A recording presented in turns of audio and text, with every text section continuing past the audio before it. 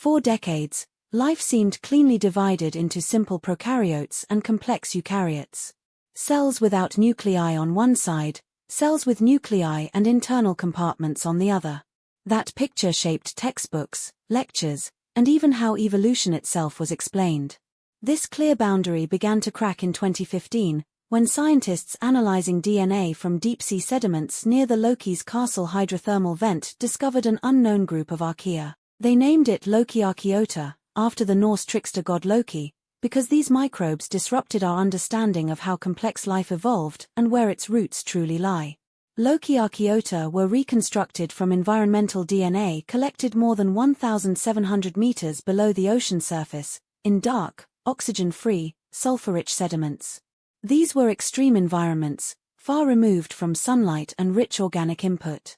The organisms themselves were never grown in the lab, they are known only through their genetic signatures. Yet their genomes reveal slow-living archaea adapted to energy-limited conditions, likely surviving on minimal metabolic returns.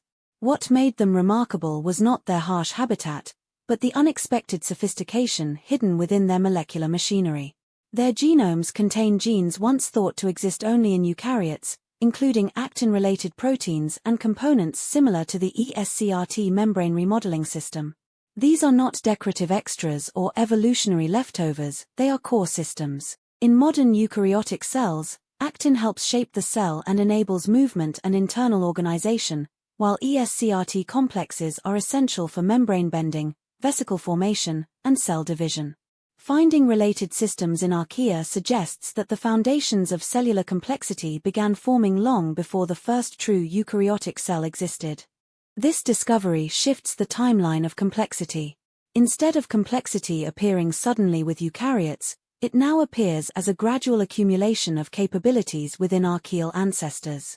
Lokiarchaeota show that internal organization, dynamic membranes, and structural control were already emerging inside archaeal cells, setting the stage for later evolutionary leaps.